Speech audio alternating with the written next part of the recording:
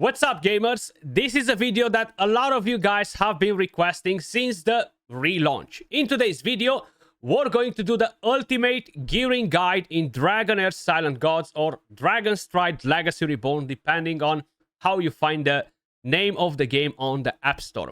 So we're going to talk about units, we're going to talk about how to build them, we're going to talk about stats, gear sets, and the new thing that unlocked at level 80, which is, of course, kind of like the gear Ascension. And I'm gonna give you guys a couple of tips on what to do with the gear clans as well, because that's very, very important. Before we dive into it, if you guys want to put your hand on free rewards, make sure you guys use code Skratch, bind your invitation. It will take you to this website right here. Code Skratch, as you see it on the screen, you're going to be able to claim some free rewards straight away. And you're going to help to support the channel. If this doesn't work directly from in-game, I will leave the link to the website in the pinned comment or the description, because for whatever reason, it tends to work from there. So, we have quite a few different type of units in the game. I am currently on my main account because I have more units available. I have more gear available to basically help you understand what you need to do.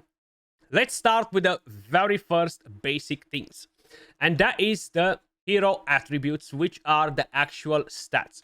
So if you click right here on this sign, it's going to basically bring you to what the stats are. Now, I do want to mention one thing. You see the enlightenment, okay? This is a stat that not only can be used on damage dealers, but on support characters as well. And I'm going to get to it in more details in a second. For some people, enlightenment appears in the game under a different name, under pro efficiency as a substat. That's something that appears for me on my account. So for example, if I'm going to look at this piece of gear, you see I have this pro efficiency. Now this is enlightenment. I do not understand why we need two different names in the game for it. Hopefully they will correct it and will be the same across all of the areas in the game, so it's not confusing, because a lot of people are asking, Skratch, what is pro efficiency? Skratch, what is enlightenment? So if you're curious what a stat does, click on the mark right here and it will explain you everything. Skill haste is the stat that will increase the speed on your characters, right? The cooldown reduction. So that being said, let's quickly talk about different types of characters. Take, for example, Urian. He is a free tank that everybody gets. You get Garius as well. And more or less, they are doing the exact same thing. They tank, okay? So let's start with how to build a tank. For example, he has this invincibility. He gets some healing, etc. He puts attack penalty, which we don't really care about. And he does all of these things with his ultimate skill. Now, his shield is based on defense. Other characters do shields based on HP and enlightenment / pro efficiency. So in this case, we want to have very high defense on him and high HP, because his main purpose is to tank. So the build that I currently have on is highly focused on HP and defense. If you guys pay attention to the total stats, we have 105k HP and we have 5,600 defense. So when he's going to use that A3 and put a shield on himself, he's going to put a massive shield because he's based on the defense. Now, if we add in increased defense and other things to the table, his shield is going to get even bigger. Very similar like any other game. I'm not going to talk much about artifacts because I want to focus on gear. If you guys want to see a video on artifacts and stuff, we can do that too. But for example, on the tank, we're using the Drugos Blast Jar. There are not many artifacts that are great on tanks. Drugos Blast Jar is one of them. Then we have, of course, the Scarab Amulet, which is really good on tanks as well. And yes, you can play around with different niche things depending on what you're doing, like the Solar King's Horn is a good one as well, but this is mainly for characters that heal rather than characters that just tank, right? Then, when we are looking at the actual gear, guys, everything that I'm prioritizing on the character is basically having the right substats. Defense, HP. I do not care about accuracy or anything else on him. Defense and HP. Yes, I have tons of different substats because the gear is not perfect, But that is what I want to do. You can build them with resistance. You can build tanks with accuracy as well. If we're talking about Reapcast, if we're talking about different tanks that debuff as well. When we are talking about gear sets, as you guys can pay attention, you see the ones in orange, they are gear sets that are meant for damage dealers. Then you have different gear sets, like the green ones, that are meant for tanks, supporters, healers. You have the blue sets that mainly are meant once again for healers, debuffers, and in niche situations, they can be used on tanks as well, but not the best option, unless we're talking about PvE content. Then you have all of the mythical pieces. We have some amazing pieces for tanks. For example, the Lunar Radiance or the Monolith Teardrop is the best mythical piece for tanks, because this will give them immortality when their HP drops to 0%. So you want to incorporate one of those pieces. If we're talking about the runes, once again, defense, HP is what I'm aiming to get on them. I don't really care about anything else. Now, the right negative runes can have defense, HP, attack, crit rate, crit damage, pro efficiency.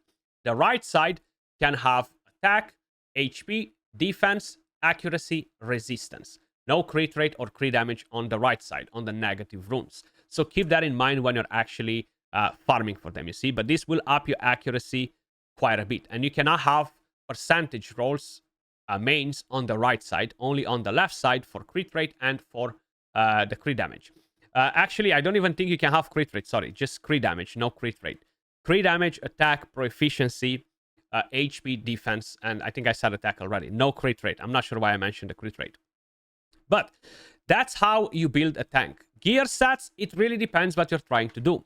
You have the Ancestral Protection, which is a very, very good set to help tanks get less damage and support the rest of the team. We have, of course, the Trunda's Tenacity, which gives them ultimate energy, and that's massive because they will get to use their ultimate skill very fast. A lot of enemies will focus on your tank, so he's going to get a lot of ultimate energy and bang, get that ultimate skill up and running very, very quick. And that's something that I'm running on my tank right here, because there are niche situations where you want to use the Ancestral Protection set, maybe on a different support character. Then, if we're going to talk about support characters, then we're going to move on to damage dealers after. So let's start with a character like Ogok, for example. So Ogok heals. He does not apply shield. Or actually, no, let's take Thorin, for example, because he's a better example. A lot of you guys have him available. So on him, I'm usually using the Solar King's Horn, and that's mainly because he heals a lot and he boosts the damage. I'm going to get those 3 stacks in no time, right? But of course, you can use the Mirror of the Living. You can use the Luminary Order Gospel Book if you want to. You can even use the Life Spindle. Or you can even use, if you want to, something like the Gatekeeper Staff for the skill haste. Now, this will not help him generate shields or anything like that, but it will allow him to move faster. Or in some cases, you can go with the Turtle, and this will give you a shield. The higher the HP, the higher the shield.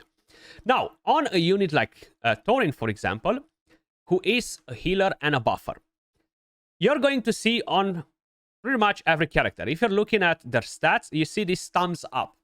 The game already does an amazing job at showing you what stats you should prioritize. So that's what the thumbs up actually means. On this character, you want to have Enlightenment, Pro Efficiency, or Attack. And that's exactly what I have on my Premza. On this character, you want to have Attack, Crit Rate, and Crit Damage. And more or less, that's what we have on him. On this character, you only want to have Enlightenment / Pro Efficiency. So all of these things are actually very well done in the game, because it shows you exactly what you want to get. So if we're going to have a look at his skill set, you're going to see the passive at the start of the battle, marks and enhances the first ally, blah, blah, blah, which is actually very strong. Then you move on to the second skill. And here comes the second tip. Unlike other games, in Dragonheir, you can click on the details button right here, and it will show you the stats, the multipliers that the character needs. So if we go out of the details, you see, heals the ally with the lowest HP and marked allies. But you have no idea what that heal is based off. So when you click on details, you're going to see, heals the ally with the lowest HP by 12%, targets max HP, plus 2400 enlightenment or proficiency. So that means that I need to get very high enlightenment on this character. On top of that, having good HP and defense is going to be very beneficial for the character that's being placed in front of Thorin, because his passive marks that character and gives him 20% of his HP and defense to the tank or the character that you're putting in front of him. So that is, once again, extremely, extremely important, right? But if we're going to go over to his third skill, grants invisibility, and once again, the cleric then casts a spell over time that heals all allies by 3% of the target's max HP, plus 600 enlightenment every 0.8 seconds for 4 seconds. So he's going to spray healing. Think about a machine gun shooting boom, boom, boom, boom, boom, boom, boom, boom. That's exactly how he does with his healing, right? Because it's not a big chunk of a heal like Darius, which we're going to get to in a second. It's just basically spraying the healing. That's why the Solar King's Horn is absolutely massive on him, because every time he heals, and he does that every 0.8 seconds, I'm quickly going to get up the 3 stacks. In exactly 2.4 seconds, I'm going to have 3 stacks. That will boost my damage by 5%, which is the equivalent of 15% damage, right? In 2.4 seconds. So that is massive. That's how you're building him. Now, when we're talking about gear sets, you have a gear set that's called the Power of Tides that gives you enlightenment and resistance. And when the wearer successfully resists enemy-inflicted effects, heals all allies by 5% of the max HP. Now, you only do that when you build them with resistance. If I'm not building the character with resistance, it's going to be pretty damn pointless. So how do you build a character like Thorin? There are plenty of different healers in the game that do the exact same thing. You want to have pro efficiency / enlightenment as the main stat on the chest. You want to have HP or defense, mainly prioritizing the other substat HP or defense, and pro efficiency. Unfortunately, this piece is trash, and I do not really have any of them. Then you can either go with a 3-piece set. In some areas, I'm using Thorin on an Ancestral Protection set to help my tank survive. In some areas, I'm using him on 2-piece sets. In some areas, I'm using him on a 3-piece set. Maybe even the Radiance of the Blue Oak, or of course using the Tundra Tenacity.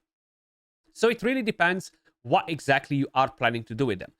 But that's something that you have to decide yourself, because it's very different for most of the content based on what teams you're building, what characters you're bringing around them. You need to basically be able to decide that yourself. But the main things that you need to prioritize on the characters are basically right here. Then, if we're quickly going to talk a bit about a character like Darius, right? So you're getting him for free as well. He does not require enlightenment. He is a tank, and he is very different than a lot of other characters, because all that he needs is defense. You see the thumbs up is next to the defense, and the main reason for it is not the passive or the battle skill, is actually the third skill. Dispels all debuffs from the hero and heals all allies by 500% of his own defense. Which means that the higher the defense on himself, the bigger the heal. Now, the best artifact in slot for him, of course, is going to be the Gatekeeper Staff. This is like his own exclusive, because he's the only character in the game that can do such a massive heal in a go, okay? So all of the overhealing that you're gonna get with this artifact is going to be transformed into a shield. Which means that if you're building your Darius with 4,000-5,000 defense and you're using this, you're going to get a huge heal and a huge shield as well. Now, of course, if you do not have a mythical one of the best in slots is going to be the Scarab Amulet for him. But on him, the only thing you prioritize is defense. Of course, having some HP helps, but you want to have defense percentage, defense, as much defense substats as possible. And the HP will be kind of like a bonus. Then, I do want to talk about a different type of support characters that you are getting in the game, and that is actually Adolphus. So you're going to get him for free on day 13. And this character does not heal, does not buff, he shields, okay? So in a way, he buffs, yeah? And he can heal, but it's all about the shield. So grants 10% target's max HP and 2,800 enlightenment shield to an ally. and increases the ultimate energy. The third skill deals damage. You don't care about that part. All you care about is the shield that he grants. 15% targets max HP plus 3150% enlightenment shield to all allies. If you heal somebody if you shield somebody that already has a shield with a passive, you're going to heal them as well, which is massive. Adolphus is one of the craziest epic supports game in the entire game. So when you're building this character, for example, you want to get gear sets that will enable you to basically get as much enlightenment as possible. Now, in terms of artifacts, there are only 2 that really work well with him. 3, for a lot of you guys, will only appear later in the game, and that is the Alminster exclusive artifact, but is not available at the moment, only when the D&D event returns. For the moment, as a mythical, the Aurelium Vest brings in massive damage reduction, or you can use, of course, the Antinaias Tiara, which is a massive artifact for Adolphus. Gives bigger shield and gives you pro efficiency to start with and defense. Now, when you're building him, you want to prioritize as much enlightenment as possible, because the more you have, the bigger the shield, right? And gear sets, once again, is up to you. Is a completely different story. So, for example, if I'm going to go over to... I'm not even sure how I'm actually getting them up and running from here. If I'm going to go onto my Wild Vortex team, you see, my Adolphus is actually built right here on an Ancestral Protection set. But this is just for the Temporal Vortex. I would not build him like this anywhere else. That's why there's a lot of stuff happening. You need to basically decide what you're using him. What's the best set for him for that particular content, right? So in this case, for the Temporal Vortex, the Ancestral Protection set. And you want to have one of these mythical pieces that will basically dispel a debuff from all of your team when you shield. So he's going to shield all the freaking time, and he's going to dispel debuffs from my entire team. So that is actually really, really effective, okay? So that's something to keep in mind. If we are talking about different units, so let's talk about a different character that actually debuffs. You get her for free. And is it important to prioritize that enlightenment on her or not? So let's take Vinyara, for example. If you're looking at her stats, you see the thumbs up, HP, attack, accuracy. And that's mainly because she generates a shield based off her own attack, okay? So as you guys can probably see, grants a shield equal to 450% attack and max HP. I think in the past, she used to have that enlightenment part somewhere in the kit, but she does not have that anymore. So you do not require enlightenment or a pro efficiency on her, just attack. Now, should I build her with high attack just because of that shield? Hell no. You want to have high accuracy on her. And when we're talking about gear sets, once again, one of the better sets for her, in my opinion, is running the Brotherhood Spirit set, the 3 years emblem, because this, when the wearer casts an ultimate skill, all allies' elemental damage dealt increases by 15% for 10 seconds. Now, because she already rotates so fast and she's always going to use the skill much faster than the rest of your team, she's going to proc this buff on your entire team very, very often, which is really, really good. So, in my opinion, one of the best sets for her is the Brotherhood set. But still, you want to prioritize accuracy here. You want to prioritize maybe an attack in here or something else. Then, if you don't have enough accuracy, an accuracy chest piece, a defense or an HP glove, and then move on to with the rest of the sets. Artifacts, you can use, of course, a Rift Hourglass to make her rotate even faster. You can use a Spiritual Incense Burner.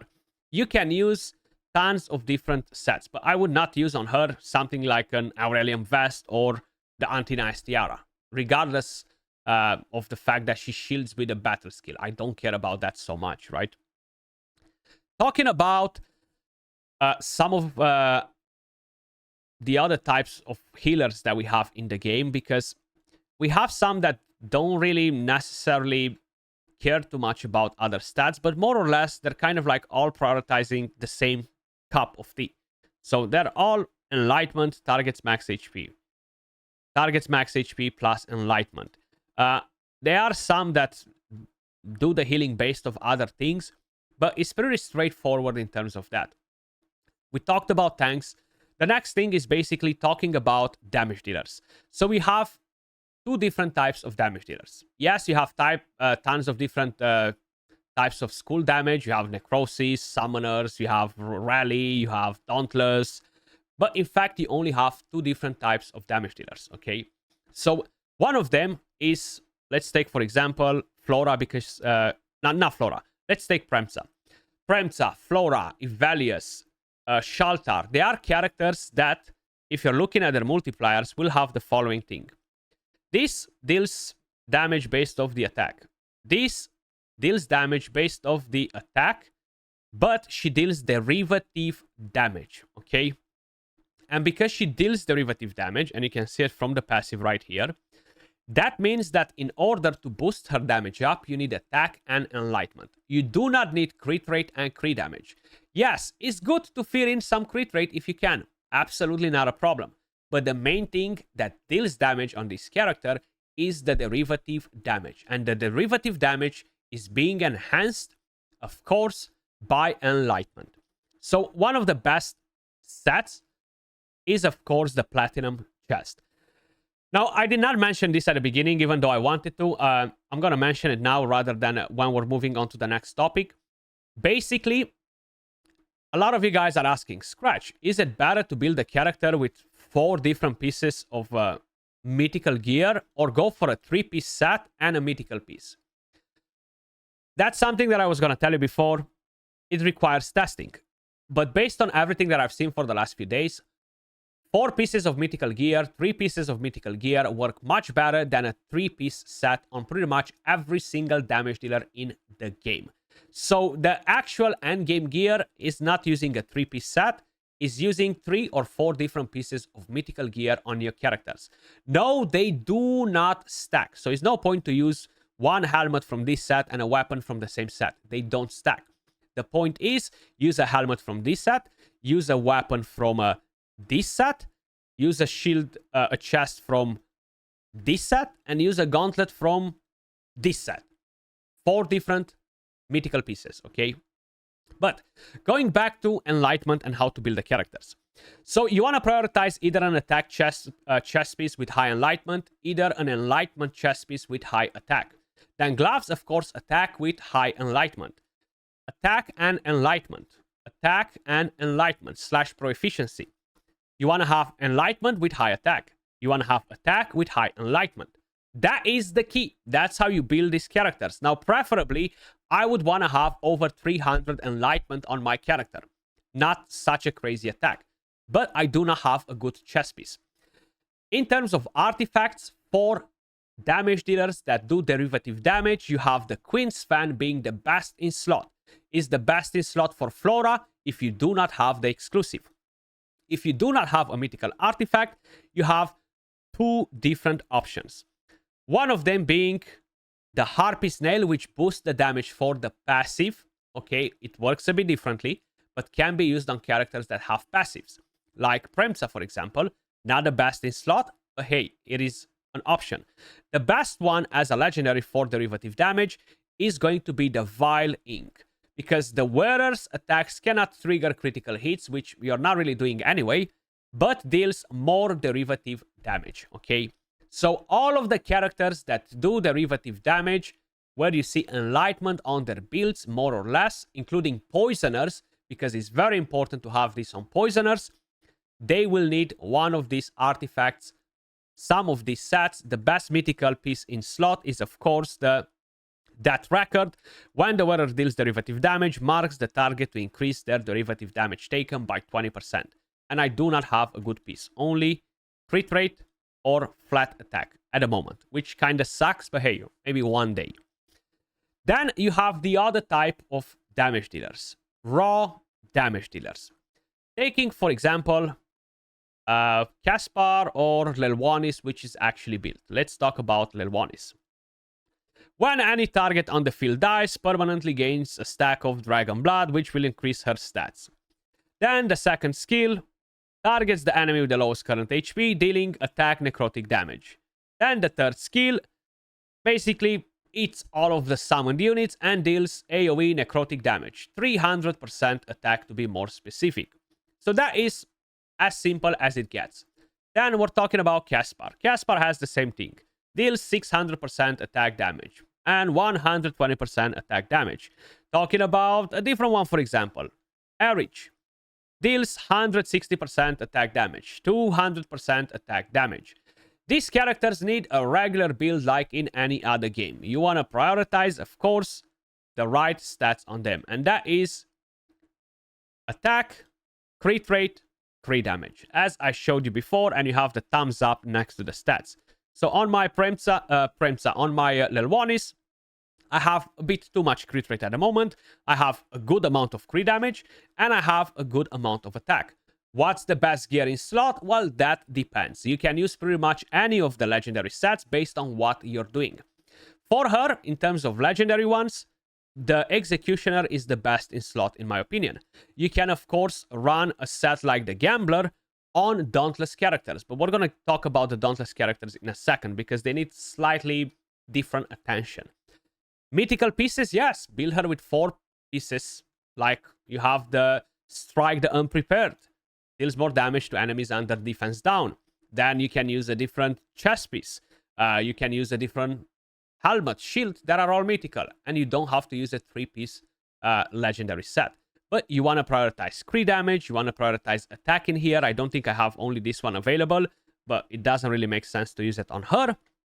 Because there's no crit rate, crit damage. I'll rather use it on someone who needs it, like Premsa, for example. And yes, just like in any other game, crit rate, attack, crit damage, that's what you want to prioritize on these characters. Artifacts depends what you have available. This is free, everybody has it, is great for her. Best in slot if you do not have the exclusive.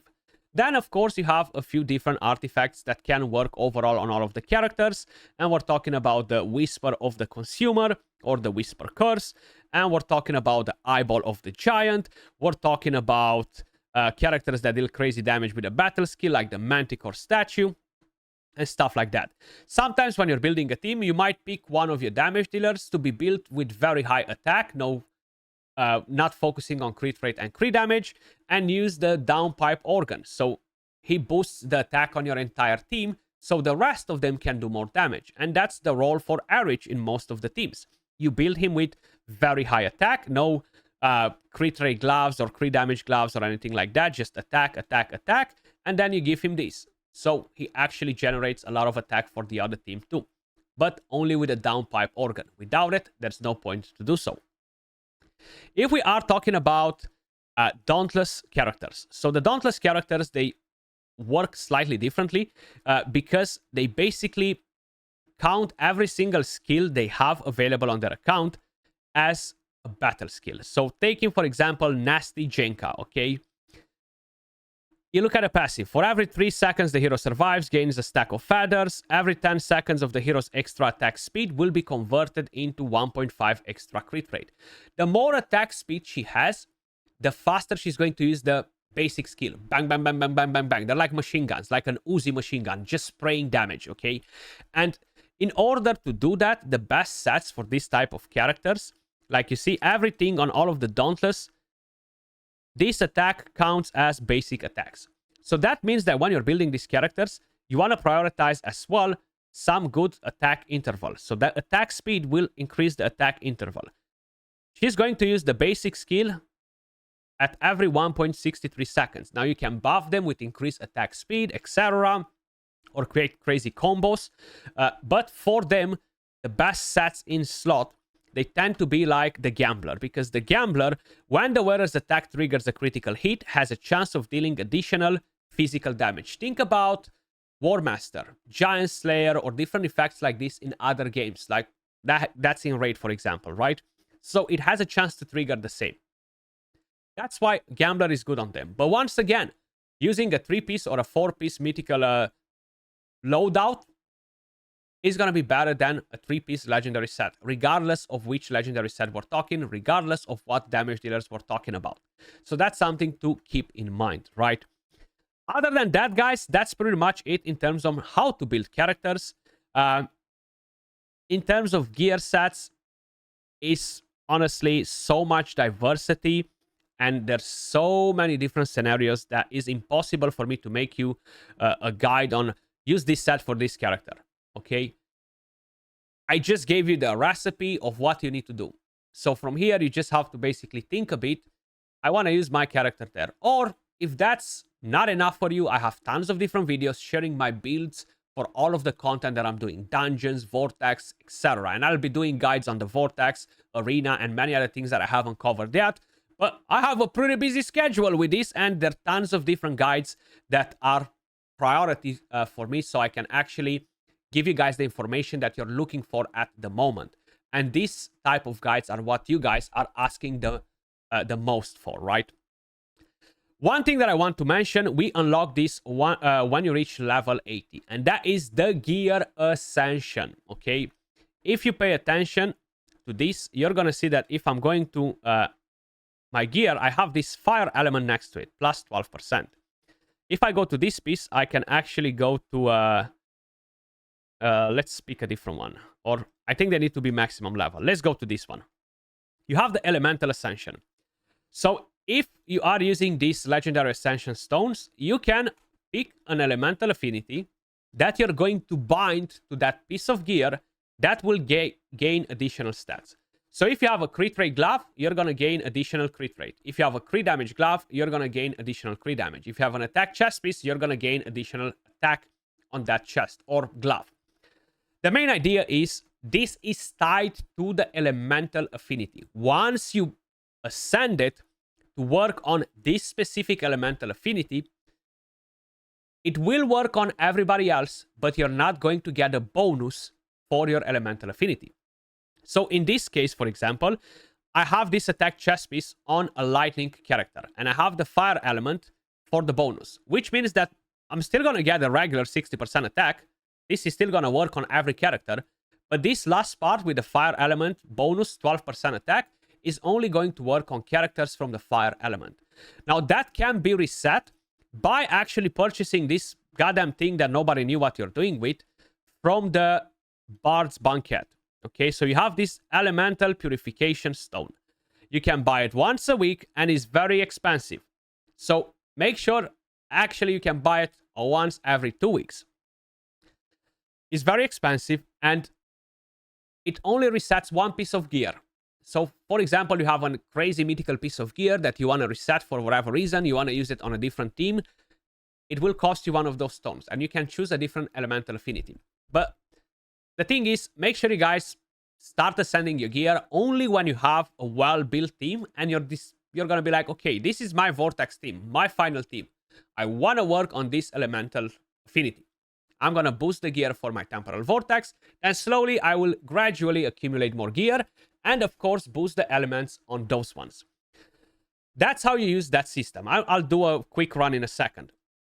Talking about the tip that I wanted to mention about gear cleanse. Do not sell your legendary gear and your mythical gear that you're getting. So for example, if you're going to get some flat stats, and I'm sure I have some available, you go right here. You go to equipment conversion. You do not sell it. You do not sell it. You go to chess pieces. You go to filters. Give me all of the flats that I have available. I have 1. I have 2. Which I'm not going to keep that one. Or maybe I'm going to keep it. 2. And you can convert them into these stones that are required to ascend the gear. 2 pieces of legendary gears gives you 2 stones, which means that for every 2 legendary pieces you trade, you can send a legendary piece. If we are talking about mythical, and I'm sure I'll have some here, you go right here, and you do not sell the flat ones or the trash ones that you don't want to use. You convert them into mythical stones. And right now I have 2 mythical stones, and the price to basically, 1 second, convert one of those ones is going to be for 1 mythical piece. This one right here. Let's actually do it. So we're going to upgrade this. We're going to go to Elemental Ascension. And it's going to cost me 1 stone. And I'm going to get 67 more attack on that character. That's it. Job done. Okay? I've got that done. If I'm going to go to a legendary chess piece, for example, which I did not sort out yet. Let's see. Oh, it doesn't even need to be on a attack champion, right? I can go on him.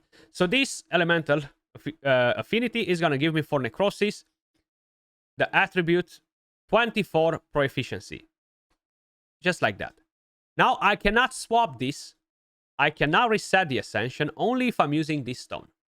That's why it's very important to decide on this is the team that I want to push in the Vortex. I'm going to do this gear.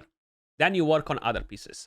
That was all for this video, guys. Hopefully you found it helpful. As usual, appreciate all of you guys watching, and I will catch you all in the next one. Peace.